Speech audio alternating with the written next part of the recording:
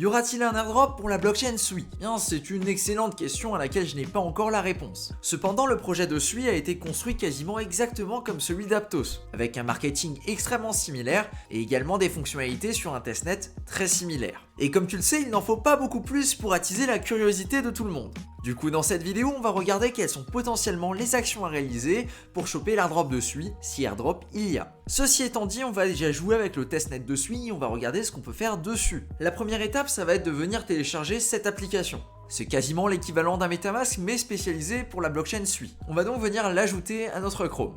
A partir de là, il nous demande donc de créer un wallet ou d'en importer un existant. Là maintenant tout de suite, j'en ai pas, donc on va tout simplement venir en créer un nouveau. En créant le wallet, il va donc te demander un mot de passe. Et maintenant, il va nous proposer la fameuse passphrase. Comme d'habitude, tu écris ça sur un bout de papier et tu le gardes bien au chaud au cas où un jour tu en auras besoin. À partir de là, ton wallet est créé et tu peux directement récupérer des tokens en appuyant sur le petit bouton Request Sui DevNet Sui Tokens. On a le petit 005 Sui Resaved et là, la mise à jour sur le wallet qui est directement disponible ici. Si ton interface ne se présente pas comme ça, tu auras tout simplement besoin d'aller sur le petit bouton en haut à droite, le bouton qui permet d'aller sur... Si ton interface ne s'affiche pas comme ça, il faudra tout simplement cliquer sur l'extension pour pouvoir l'ouvrir. Comme tu peux le voir ici, donc on a tout simplement nos 005 Sui et on a différentes fonctionnalités juste en dessous.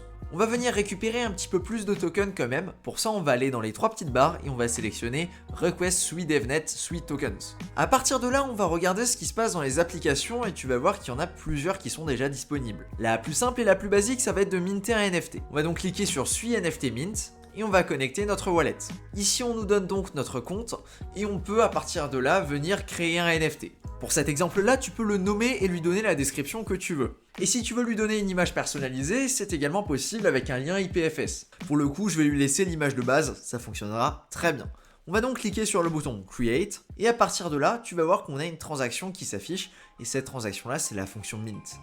On va donc approuver, et là, on a la notification qu'on a effectivement bien reçu notre NFT. Et donc le NFT qu'on a minté, eh bien, c'est bien celui-ci. Le Sui NFT avec la petite description, comme on peut le voir juste ici. Pour aller plus loin et tester d'autres fonctionnalités, on va regarder les autres applications qui existent. On a par exemple Capi. On va donc connecter notre wallet, et ici on va acheter un de ces NFT là. Ensuite j'ai cliqué sur le Capi Market, et ici on va regarder s'il y a des NFT qu'on peut acheter. On va essayer de trouver le moins cher possible, même si on est sur un testnet et du coup foncièrement on s'en fiche du prix.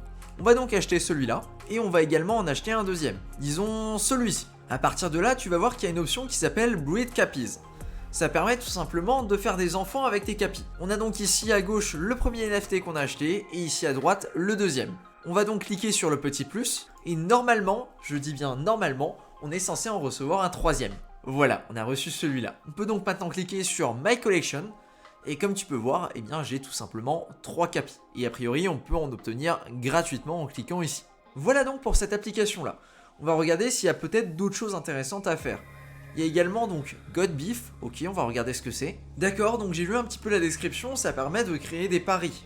On va donc essayer ça tout de suite. Je vais donc lui donner un nom, on va donner une petite somme, on va donner donc l'adresse des joueurs, pour le coup c'est mon adresse, et on va devoir créer une autre adresse supplémentaire. Donc ici on va venir prendre mon adresse, on va l'ajouter, tac, et on va venir ajouter une deuxième adresse.